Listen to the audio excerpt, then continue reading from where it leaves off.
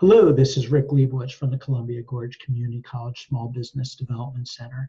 I'm here to talk to you today about evaluating your funding needs. Some things we'll cover today is typical uses and sources of funding. We'll talk about the cost of capital and forecasting your needs. And we'll have a brief discussion on saying no to bad funding deals. The first thing we'll discuss is the typical uses of funding. And this usually comes in two categories, which are your project costs, which would be for the startup or expansion build out of your business. And this would be things like acquiring real estate, doing leaseholder tenant improvements, often referred to as TIs, furniture and fixtures, and plant equipment, acquiring plant equipment or improving plant equipment. These are typical uses of funding. Another typical use of funding is operations, or what's often referred to as working capital. And this would be things like accounts receivable, inventory, or operating expenses for a predetermined period. Keep in mind that there's a certain expectation that your business will eventually generate enough cash flow to cover operations and cash flow needs. So you can't have an open checkbook of financing all the time. Typical sources of funding would be loans, vendor credit, credit lines, credit cards, friends and family, outside investors, and owner equity. And this is what's referred to as the capital landscape. And our capital access team is heavily involved in continually updating the capital landscape for this region. So it's something that you want to pay attention to locally. I'm showing you a little graphic here, but you really want to pay attention. This is a national graphic. You want to pay attention to the capital landscape for your particular region.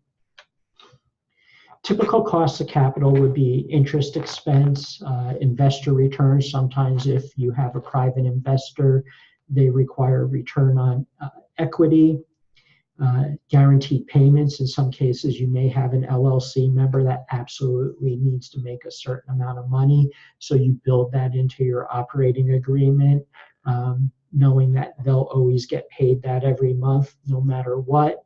And then you'll make that up in the percentage split at a time in the future once there's more profitability.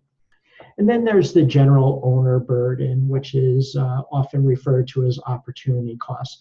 And this is looking at what you're giving up to run this business. So, for example, let's say that I usually make $100,000 a year, but I really believe in this business and they make me a partner in the business, and to not create too much of a burden on cash flow, I decide to work for $50,000 a year. Well, that's an opportunity cost of $50,000 that I'm giving up.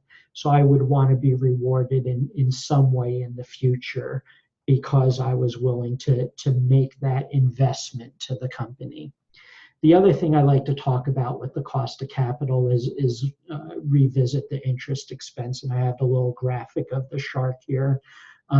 Please be careful. As a business counselor, I see lots of situations where small business owners, they need cash right away, and they go to these, less than reputable funding sources, and they end up paying, in some cases, 50 to 100% interest. There's very few business models where that type of funding can work. So, for example, those credit card loans where you get money from your merchant account, if you do the actual computation of what they're making you pay back, often you're paying 40 to 100% interest. Please do not take easy capital without doing your due diligence on what it's costing you. And you might want to go over this with your small business development center counselor ahead of time before making these rash decisions, because often there's nothing we can do about it once you sign the paper and make the agreement. So it's important when you evaluate your forecasting needs to first and foremost forecast your income and expenses and have a very clear picture of what you expect to happen over the next 6 months to a year. You want to know your cash gap, which is an evaluation of cash gained or lost from accounts receivable, inventory, or accounts payable. And we're going to do a little demonstration to explain that a little bit better. And then you need to think about your financing payments and your owner needs. And there's a few other provisions that we'll discuss in the example. So let's hop into that right now. So here's an example of Rick's Bagel Stores. So I used to own bagel stores, and I go ahead and I put together this projection for one of my bagel stores. I think I'm going to do $30,000 a month in revenue. I'm going to have $10,000 a month in cost of goods. So this would be my flour, my cream cheese, things like that. And then I have $12,000 in operating expenses. This covers my rent, my insurance, my payroll, office supplies, things like that. When all that's said and done, I will make $8,000 of profit per month. So if I start out with $10,000 in the bank at opening, at the end of that month, in theory, I would have $18,000.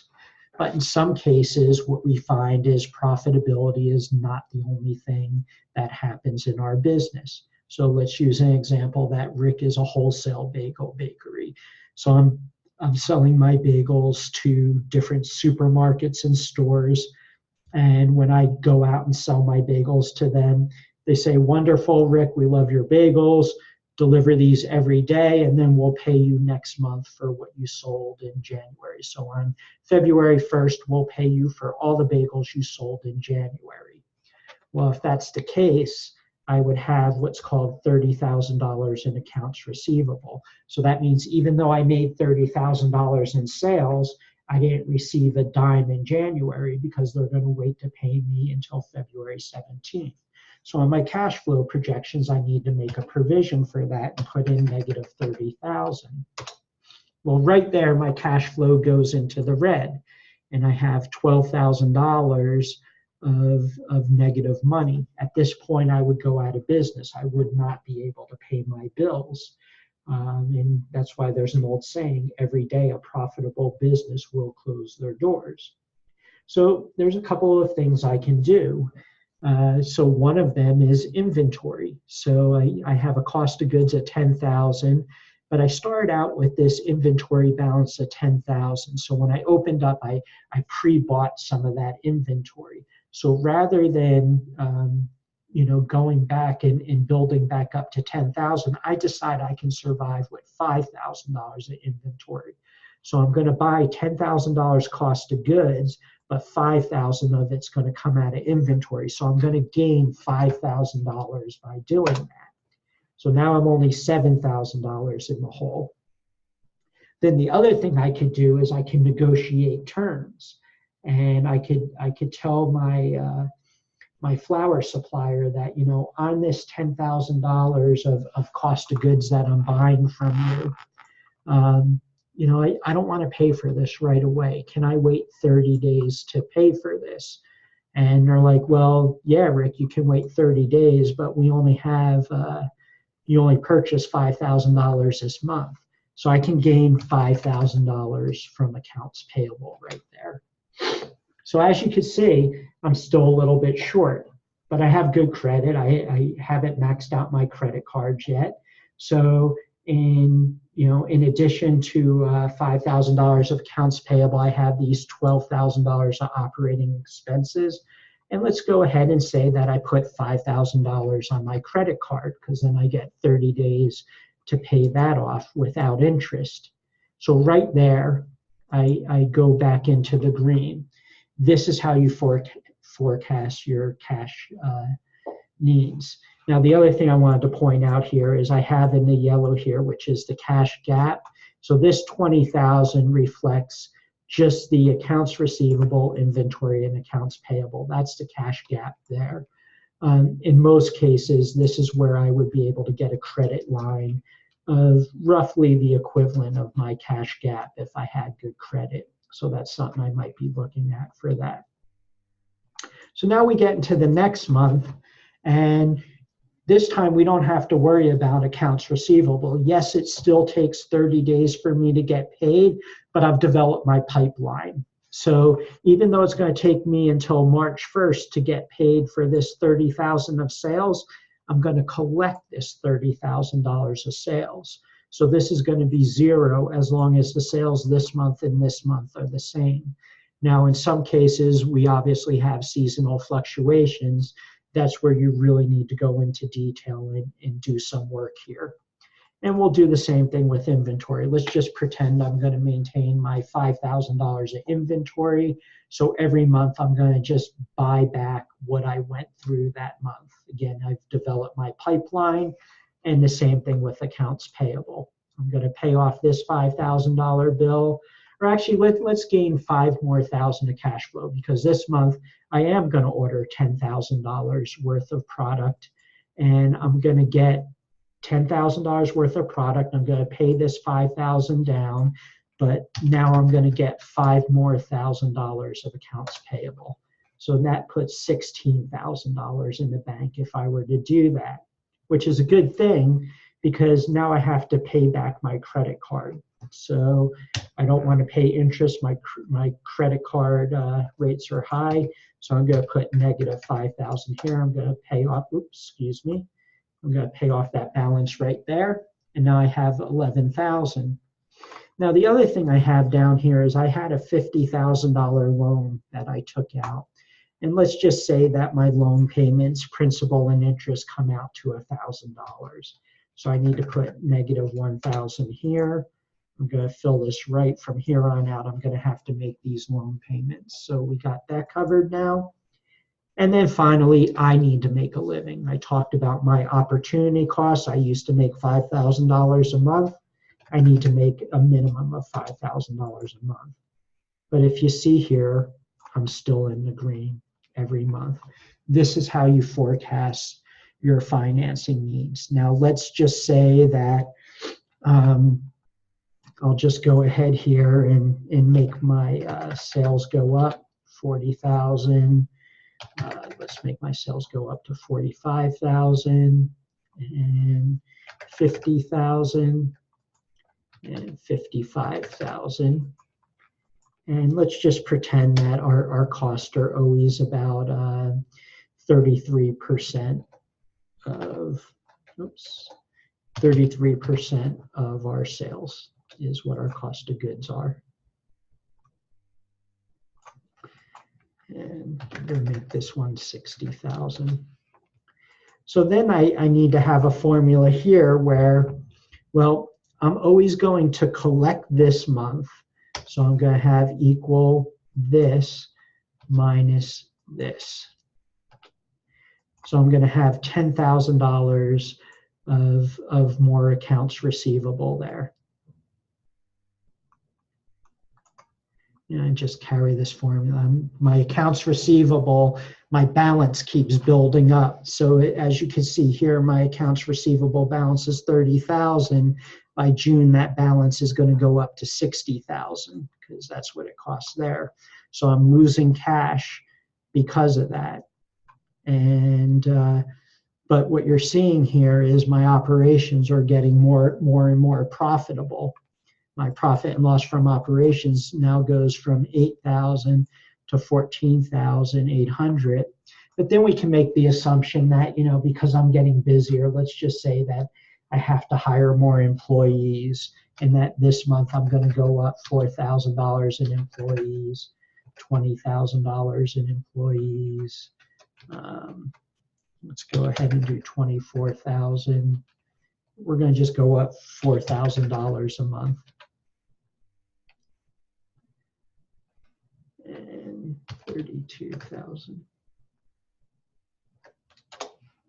Okay. And as you can see, you know, I gain a little bit more profit and then I lose more profit. Obviously, that's not going to be a normal thing. And then, you know, you see here, I go into the red by doing that. Well, in this particular case, I wouldn't be able to make the credit card payment, or maybe I make the credit card payment, but I need to borrow another $10,000. and then I get myself back in the green. That's how we work this game. We need to continually think about what's happening and what are we going to do. And this is a really good exercise to go through with your Small Business Development Center counselor. Let's return back to our presentation. And, remember, it's important to negotiate your terms. Pay attention to the interest rate. Pay attention to the years to repay. I'm going to just go back here for a second. So in this particular case, I just have $1,000 a month. What if they said, hey, we'll lend you money, but you need to pay this back at $5,000 a month? Well, in that particular case, you'll see I go back into the red there. So make sure you pay attention to what's happening with the terms of your financing. Think about covenants in your loans. In some cases, to get money, you do need to show that your accounts receivable or your inventory is growing. Think about the collateral that you're required to put down on the loan. In some cases, they're asking for things for collateral that you're not prepared to give up. I do talk a lot about this with my clients. I have a lot of clients that they're personally attached to their home. They're not going to, use that as security, the equity they have in their home for financing. I will say that most banks will turn you down if you're not willing to guarantee that. So think about that. And then also think about the percent ownership. If it's a private investor and they're buying shares in your company, how much are you willing to give up? How much control? Because that percent ownership is usually the amount of control that those people get vested in your particular business. Be prepared to walk away from bad deals. Think about the time value of money. Think about the costs of default. And also think about opportunity costs. People want you to, pay back this loan quickly, but are you giving up too much of your earnings where it's not worth it for you to be in business because you're not making enough money for yourself? Yes, you may make it in the future, but think about what you need now and whether you can make this deal win-win for everyone. If it's not win-win for, if you're not getting something out of this and only the financer is getting something out of this, it's not a good deal. If the financer's not getting anything out of it and you're getting everything out of it, it's also not a good deal. So please think win-win before making a deal. In review, create a good startup and operating budget, make research assumptions, use tools like I just showed you to save time, and talk to your business advisor. This is not something you should be doing independently. Work with someone that's been there and has had to deal with these cash flow cycles before. And that's what you have at the Small Business Development Center. You have business counselors that have walked in your shoes before and have had to deal with these situations. So go to bizcenter.org or talk to our experts at the Capital Access team at bizcentercat.org. Thanks for joining us today. Look forward to talking to you again soon.